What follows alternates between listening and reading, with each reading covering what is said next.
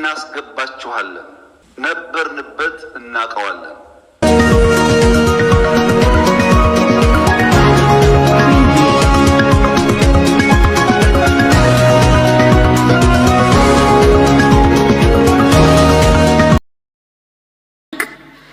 ብልጽግና ፓርቲ በሚከተለው ጠቅላይ አገዛዝ ወይም ቶታሊታሪያን ሊደርሺፕ ምክንያት ሰላም ከራቀን ከራረም ባለፉት 6 ዓመታት በኦሮሚያ በትግራይ አማራና አፋር ዛሬም ድረስ ደግሞ በአማራና በኦሮሚያ ክልሎች በቀጠለው ጦርነት የደሃ አርሶ አደርና ከተሜው ልጆች በሁሉም በኩል እንደ ቅጠል እየረገፉ ነው።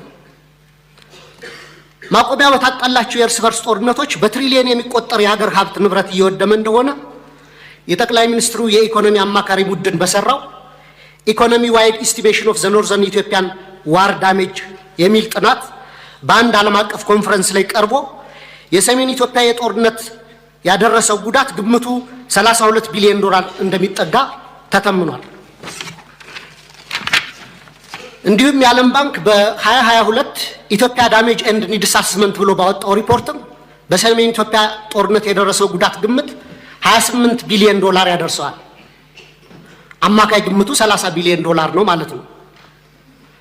ባለፉት 6 ዓመታት እስከ ዛሬ ድረስ ደግሞ በአማራ፣ በኦሮሚያ፣ በቤንሻንጉል ጉሙዝ፣ በደቡብ ጋምቤላ፣ አፋርና ሶማሌ ክልሎች እየተካሄዱ ያሉ ጦርነቶችና የእርስ በርስ ግጭቶች የጉዳት ግምት ከሰሜኑ ጦርነት ጋር እኩል አድርገን 30 ቢሊዮን ዶላር ምሁራዊ ግምት ብንወስድ ጠቅላላ ግምቱ ወደ 60 ቢሊዮን ዶላር ወይም በሰሞኑ የባንክ ምንዛሬ በ130 ብር ሲሰላ 7.8 ትሪሊየን ብር ገደማ ነው።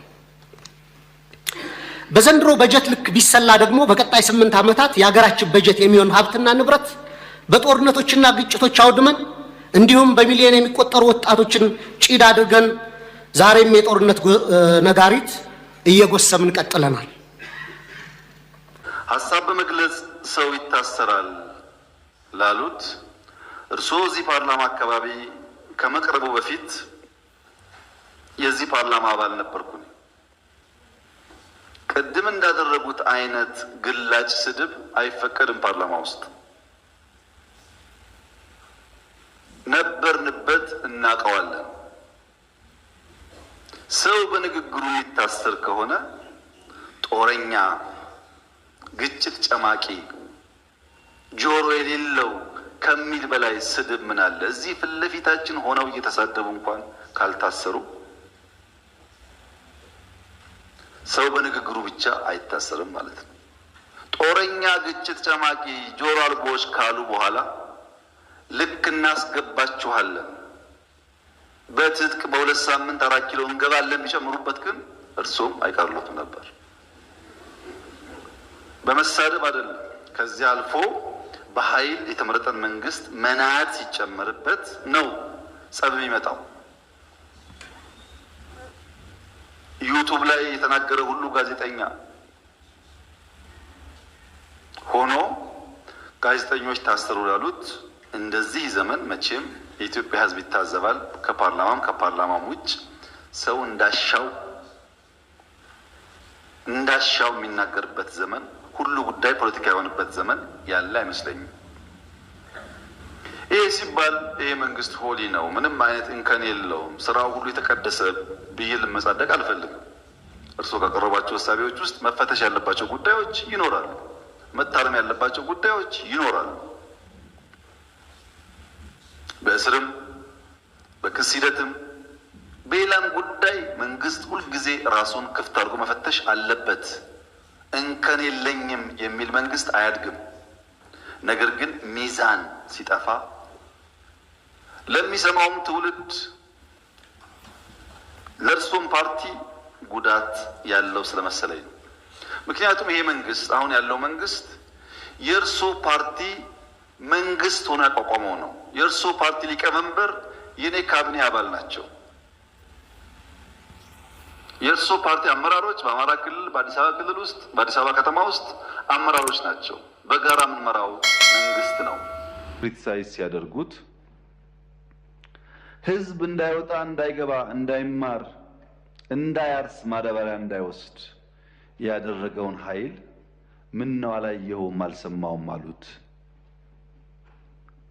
በህዝብ መሰብሰቢያ በእርሶ ከተማ ቦምብ ንጹሃን ሰዎች የሚንቀሳቀሱበት ቦታ ላይ የሚያፈነዳን ኃይል ምን ነው ዝም አሉት? ሽማግሌ ላስታርቅ ብሎ ሲሄድ ቄሶች፣ አሮጊቶች በንብርክክ የሚያስኬደውን ከኢትዮጵያ ባህል ውጭ የሚገለውን ኃይል ምን ነው አላቅህም አሉት።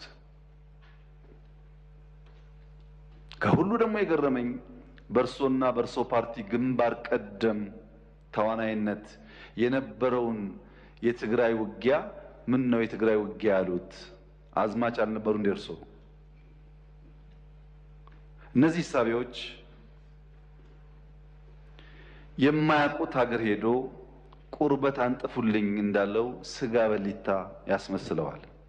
ሰላም ውድ የቤካ ግሎብ የዩቲዩብ ቻናል ተከታታዮቻችን፣ አዳዲስና ትኩስ መረጃዎች እንዲደርሷችሁ ላይክ እና ሰብስክራይብ የደውል ምልክቷን በመጫን እና ደግሞ አስተያየት መስጫ ሳጥን ላይ አስተያየቱን በማስቀመጥ ኮመንት ሴክሽን ላይ በኮመንት በማድረግ እንዲጀምሩ እያልን ዛሬ የያዝናቸው 3 ዋና ዋና ሀሳቦችን ገልጽ ይሆናል። ጠቅላይ ሚኒስትር ዶክተር አብይ አህመድ ከህዝብ ተወካዮች ምክር ቤት ለቀረበላቸው ጥያቄ የመለሱት መልስና ማብራሪያ ይሄን ይመስላል። ወደ አርዕስተ ዜናው ስንካከል ጠቅላይ ሚኒስትር ዶክተር አብይ አህመድ የባህር በር ጥያቄ ማንሳት ነውርነቱ አቁሟል ሲሉ ለህዝብ ተወካዮች ምክር ቤት ተናግሯል። እና ደግሞ ስለ ፕሪቶሪያው ስምምነት የተናገሩትም ነገር አለ። ፕሪቶሪያው ስምምነት እንዴት እየተፈጸመ እንዳለ፣ በምን መልኩ መፈጸም እንዳለበት ተናግሯል። በመጨረሻም ደግሞ ከዶክተር ደሳለኝ ጫኔ ጠንከር ያለ ጥያቄ ለቀረበላቸው የሰጡት መልስ ይሆናል። ኢህአዴግ አምባገነናዊ ልማታዊ አገዛዝ ነበር፣ ወደ ብልጽግና ያደረግነው ለውጥ ደግሞ ሙሉ ጊዜ ግጭት ጠማቂና ጦረኛ አገዛዝ እንዲሆኑ አድርጎታል ለሚለው ጥያቄ ዶክተር አብይ አህመድ የመለሱትን መልስ የምናይ ይሆናል። አሁን በተጨባጭነት ወደ ያዝናቸው ወደ አርዕስተ ዜናዎቹ ተመልሰን ወደ መጀመሪያ የፕሪቶሪያውን ስምምነት የምናይ ይሆናል። ጠቅላይ ሚኒስትር ዶክተር አብይ አህመድ ስለ ፕሪቶሪያ ስምምነት ምን አሉ? ፕሪቶሪያ ስምምነት መሰረተ ልማት በመሳሰሉ በትግራይ ህዝብ አገልግሎት እንዲያገኝ አድርጓል። ያም ሆነ አሁን በበቂ ሁኔታ ያልተፈጸመ ጉዳዮች አሉ። በዚህም አንደኛው የታጣቂዎች ታድሶ ዲዲአር ስራ ነው። ይህም በዋናነት የሚጎዳው የትግራይ ህዝብ ነው። ወጣቶች በታጣቂ ስም ከመቀመጥ ወደ ልማት መሰማራት አለባቸው። በየወሩ ለልማት መዋል የነበረበት በቢሊዮን የሚቆጠር ገንዘብ ለዚህ ስራ እየወጣ ወጪ እየሆነ ነው ብለዋል። ተፈናቃዮች ወደ ቀያቸው በመመለስ ረገድ በራያ እና ጸላማ ጥሩ ስራ ተከናውኗል። በሌሎች አካባቢዎች ግን በተፈለገው ልክ አለመሆኑ፣ ይህም የሆነው ምክንያት ደግሞ ሰብአዊ ስራን ፖለቲካዊ የሚቀላቅሉ ሰዎች በመኖራቸው ነው። ነገር ግን በትግራይ ጊዜያዊ አስተዳደር ባለፈው 2 ዓመት ተጨማሪ ጦርነት በማስቀረት ረገድ ከፍተኛ ስራ አከናውኗል። ጊዜያዊ አስተዳደር የተሰጠውን የ2 ዓመት ጊዜ በማለቁ ህግ ማሻሻያ የሚፈልጉ ጉዳዮች አሉ ብለዋል ጠቅላይ ሚኒስትሩ። ህግ ሲሻሻል ደግሞ የነበሩ አፈጻጸሞች መገምገም አለባቸው። በዚህም የፕሪቶሪያውን ስምምነት ባከበረ መልኩ መጠነኛ ለውጥ ከተካሄደ በኋላ ጊዜያዊ አስተዳደር ስራው እያከናወነ ህዝቡም ለምርጫ የሚዘጋጅ ይሆናል ብሏል። ይህም በተመለከተ ጊዜያዊ አስተዳደር አመራሮች፣ ሌሎች ባለድርሻ አካላት ጋር ውይይት እየተደረገ ነው። በዚህም ሂደት ስራዎች ተገምግመው ለግለሰቦች መቃየር ሊኖር ይችላል ብሏል ጠቅላይ ሚኒስትር ዶክተር አብይ አህመድ። ስለ ባህር በር የተነሳላቸውን ጥያቄ ስለ ባህር በር ነውርነቱ አቁሟል። የኢትዮጵያ ለቀይ ባህር ስትል ኤርትራን ግን አትወርም፣ የመውረርም ፍላጎት የላትም። ጠቅላይ ሚኒስትር ዶክተር አብይ አህመድ እንደተናገሩት የኢትዮጵያ ፍላጎት እንነጋገር፣ ሰጥቶ በመቀበል መርህ ህዝቡን የሚጠቅም እንወያይ የሚል ነው ብለዋል። የኤርትራ ህዝብ የሚያስፈልገው ልማት ነው፣ ተባብረን መልማት መስራት እንጂ አንዱ መውጋት የኛ እቅድ አይደለም ሲሉ ተናግረዋል። የኢትዮጵያ ላይ ማንም ሀገር ወረራ ሊፈጽምና ከጀመርነው ህልም ሊያስቆመን ይችላል የሚል ስጋትም የለብንም ብለዋል። በቂ ዝግጅት ስላለን ማንም አያስቆመንም፣ ዝግጅትም የምናደርገው ጦርነትን ለማስቆም ነው ሲሉ ጠቅላይ ሚኒስትር ዶክተር አብይ አህመድ ተናግረዋል። ባህር በር ጥያቄ ማንሳት ነውርነቱ አቁሟል ሲሉ ጠቅላይ ሚኒስትር አብይ አህመድ ተናግረዋል። ያሉት ጠቅላይ ሚኒስትሩ በዓለም አቀፍ ማህበረሰብ አቋም በዓለም ላይ ትልልቅ ሀገር ሆኖ ባህር በር የሌላቸው የለም፣ ስለሆነም በሰጥቶ መቀበል መርህ ሊሆን ይገባል የሚል ነው ሲሉ ገልጿል። ኢትዮጵያ ባህር በር ጥያቄ አጀንዳ ለመስጠት የመጣ ሳይሆን ባለፉት ዓመታት ትኩረት የተሰጠውና በመደመር መጽሐፍ ላይ የተካተተ ነው ሲሉ ጠቅላይ ሚኒስትር ዶክተር አብይ አህመድ ተናግረዋል። አሁን ወደ ዋና ብዙ ማብራሪያ ወደሚሻው ጥያቄ የምንሄድ ሲሆን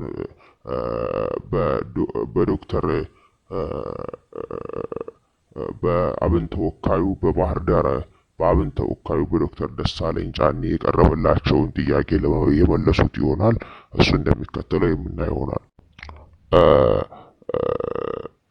ኢህአዴግ አምባገነናዊ ልማታዊ አገዛዝ ነበር። ወደ ብልጽግና የሚያደረገው መለወጥ ደግሞ ሙሉ ጊዜ ግጭት ጠቋሚና ጦረኛ አገዛዝ እንዲሆን አድርጎታል ብለው ዶክተር ደሳለኝ ጫኔ ለዶክተር አብይ አህመድ ያቀረቡላቸው ጥያቄ ይህንን ይመስላል። በዛሬው ዕለት የህዝብ ተወካዮች ምክር ቤት መደበኛ ስብሰባ ያካሄደ ሲሆን በጠቅላይ ሚኒስትር አብይ አህመድ መልስ ሰጪነት የተካሄደው ስብሰባ አብን ፓርቲ በመወከል የተመረጡ የባህር ዳር ተወካይ ደሳለኝ ጫኔ ከጦርነት ሰብአዊ መብት አያያዝና ስለ ኑሮ ውድነት ኢኮኖሚያዊ ጉዳዮች ጋር የተገናኙ ጠንከር ያሉ ሀሳብና ጥያቄዎችን ለጠቅላይ ሚኒስትሩ አቅርበዋል። ሀገር አቀፍና ዓለም አቀፍ ሪፖርተሮች አጣቅሰው ሀሳባቸውን የሰነዘሩት ዶክተር ደሳለኝ ዘለግ ላሉ ደቂቃዎች ጥያቄዎችን ሲያቀርቡ ተደምጠዋል። ዶክተር ደሳለኝ ጫኔ ሰላምና ጸጥታ እንዲሁም የኑሮ ውድነት በተመለከተ ምን ሀሳቦችን አነሱ የሚለውን የምንመለከት ይሆናል። እንደዚህም ብለዋል። ሀገራችን ዛሬ ያጋጠሟት ውስብስብ ችግሮች፣ ተግዳሮቶች እና ስጋቶች ፖለቲካ ወለድ ስለሆኑ መፍትሄያቸውን ፖለቲካዊ እንጂ የጠመንጃ አፈሙዝ ሊሆን አይገባም። በድህነት አዙሪት ውስጥ የኖረች ሀገር ባለፉት 7 የብልጽግና አገዛዝ ዓመታት ደግሞ በእንቅርት ላይ ጆሮ ደግፍ እንዲሉ ለከፋ የጸጥታና የደህንነት ቀውስ አዙሪት ማብሪያ ለሌላቸው አውዳሚ የእርስ በርስ ጦርነቶች ውስጥ አስገብቷታል። ኢህአዴግ አምባገነናዊ ልማታዊ አገዛዝ ነበር። ብልጽግና ያደረገው መለወጥ ደግሞ ሙሉ ጊዜ ግጭት ጠማቂና ጦረኛ አገዛዝ እንዲሆን አድርጎታል። በመደማመጥ ሰጥቶ በመቀበል መርህ የተመሰረተን ሀገራዊ ልዩነት ማጥበብ ሰጥቶ በመቀበልና ሁሉን አካታች ወደ ሆነ ማህበራዊ መግባባትና ፖለቲካዊ ስምምነት ከማምጣት ይልቅ ብልጽግና ፓርቲ የሚከተለው በጠቅላይ አገዛዝ ምክንያት ሰላም ከራርሟል። ባለፉት 6 ዓመታት የኦሮሚያ፣ በትግራይ፣ በአማራና በአፋር ዛሬም ድረስ በኦሮሚያና በአማራ ክልሎች ላይ በቀጠለው ጦርነት የድሃ አርሶ አደር እና የከተሞች ልጆች በሁለት በኩል እንደ ቅጠል እየረገፉ ነው። ማቆሚያ የታጣላቸው የእርስ በርስ ጦርነቶች በትሪሊዮን የሚቆጠር የሀገር ሀብትና ንብረት እየወደመ እንደሆነ ጥናቶች ያመለክታል። ባለፉት 6 ዓመታት እስከ ዛሬም ድረስ ደግሞ በአማራ፣ በኦሮሚያ፣ በቤንሻንጉል፣ በደቡብ፣ በጋምቤላ፣ በአፋር፣ በሶማሌ ክልሎች የተካሄዱ ያሉ ጦርነቶችና እርስ በርስ ግጭቶች ጉዳት ግምት ከሰሜን ጦርነት ጋር በደረሰው ውድመት እኩል አድርገን ብንወስድ ጠቅላላ ግምቱ $6 ቢሊዮን ይሆናል። ይህም በሰሞኑ የባንክ ምንዛሬ በ130 ብር ስናበዛው 7.8 ትሪሊዮን ብር ገደማ ነው። በዘንድሮ በጀት ልክ ሲሰላ ለቀጣይ 8 ዓመታት ለሀገራችን በጀት የሚሆን ሀብትና ንብረት በጦርነት ግጭቶች አውድመን እንዲሁም በሚሊዮን የሚቆጠሩ ወጣቶች ጭድ አድርገን ዛሬ የጦርነት ነጋሪ እየጎሰመን ቀጥለናል። የውጭ ምንዛሬ ለውጡንና የኮሪደር ልማት ስራን ተያይዞ የመኖሪያና የንግድ ቤታቸው የፈረሰባቸው በመቶ ሺዎች የሚቆጠሩ ችግር ላይ የወደቁ ዜጎች አሉ። በቅርብ ጊዜ ወዲህ እንኳን ከኑሮ መሰረታቸው የተነቃነቁ ይቅርና ስራ ሰርተው በላባቸው የሚኖሩ ኢትዮጵያውያን ጭምር የኑሮ ውድነት መቋቋምና ልጆቻቸውን ማሳደግ ተስኗቸዋል። የድሮን ጥቃት ዛሬም በአማራ ክልል ተጠናክሮ የቀጠለ ሲሆን ህጻናትን ጨምሮ ሲቪሊያኖች እየተገደሉና ተቋማት እየፈረሱ ነው። በጦር ሜዳ እያዋጉ የተያዙ የህወሓት አመራሮች በአጭር ጊዜ የፈታ መንግስት በገዢ ፓርቲ አሰራሮች ላይ የሰላ ትችት የሚሰነዝር አማሮችን ይህን ያህል ጊዜ ያለ ፍርድ ማሰር ገዢው ፓርቲ አማራ ጠል ፖሊሲዎችን በግልጽ የሚያሳይ ነው። የአማራ ክልሉ ጦርነት ተከትሎ ለአስር ወራት በቆየው የአስቸኳይ ጊዜ አዋጅ በታወጀበት ባለፈው 20 ወራት ውስጥ በሺዎች የሚቆጠሩ አማሮች መታወቂያቸው እየታየ እና በብሔር እየተለዩ ታስረዋል። ኢሰብአዊ ለሆኑ አያያዞች መዳረጋቸው መንግስትና ዓለም አቀፍ ተቋማት ጭምር ገልጿል። የፖለቲካ ምህዳሩን ስናይ ተዘግቶ ምንም አይነት ተቃውሞ ድምጾች እንዳይሰሙ ከፍተኛ የመብት እመቃ እየተፈጸመ ሲሆን በብልጽግና በሴፍቲ ኔት ፓኬጅ ውስጥ ያልተካተቱ ጥቂት የተቃውሞ ድምጾች ታፍነው በደም ነፍስ ለመተንፈስ እየተጨረጨሩ ነው።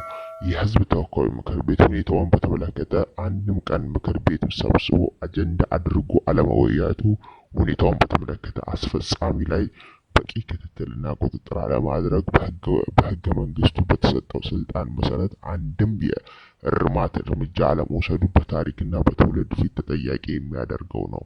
ባለፈው 7 ዓመታትና ከዛ በፊትም ባሉ 10 ዓመታት በኢትዮጵያ ውስጥ በተለያዩ አማራ፣ ኦሮሞ፣ አፋር፣ በትግሬ፣ ደቡብ፣ በቤንሻንጉል፣ በጋምቤላና በሌሎችም አካባቢዎች ለተፈጸሙ ሰፊ ሰብአዊ መብት ጥሰቶች እውቅና የማይሰጠውና ኃላፊነት የማይወሰደው እንዲሁም ገለልተኛ ዓለም አቀፍ ምርመራ እንዲካሄድ የሚደረጉ ጥረቶች የሚያጣጥለው ለምንድን ነው?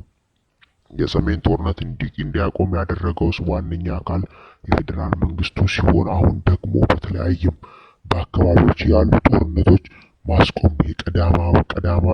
ቀዳሚ ኃላፊነቱ የሞራል ታሪክ እየተጠየቀ የሚያደርገው የፌዴራል መንግስቱ ላይ ነው። መንግስታዊ ያልሆኑ ተፋላሚዎች ኃላፊነታቸው በሁለተኛ ደረጃ የሚታይ ነው። ከግጭትና ከጦርነት አዙሪት በአስቸኳይ ካልወጣን እንደ ሀገር መቀጠል የምንችልበት ምንም አይነት ማስተማመኛ የለም። የአማራ ፋኖና የኦሮሞ ነጻነት ሰራዊት ጦርነት ለማቆም የሚታገሉላቸው ዓላማዎች በሰብአዊ መንገድ እንዲመለሱ ማድረግ የሚቻልባቸው እድሎች ሁሉ አሟጠው እንዲያመለክቱ ለሰላም የሚደረጉ ሀገራዊና ዓለም አቀፋዊ ጥሪዎችን መሳካት የበኩላቸውን አስተዋጽኦ እንዲወጡ ጥሪ ማቅረብ ፈልጋለሁ ብለው ዶክተር ደሳለኝ ጫኔ። ለእሳቸው ጥያቄ ደግሞ ዶክተር አብይ አህመድ የመለሱት መልስ ይህንን ይመስላል። ዶክተር ደሳለኝ ጫኔ ሰፋ ላለ ጥያቄ ላቀረቡት ይህንን ጦርነት ሰባቂ መንግስትን በዚህ ደረጃ ክሪቲሳይዝ ሲያደርጉ ህዝብን እንዳይወጣ፣ እንዳይገባ፣ እንዳይማር፣ እንዳያርስ፣ ማዳበሪያ እንዳይወስድ ያደረገውን አካል ምን ነው አልሰማውም አሉት።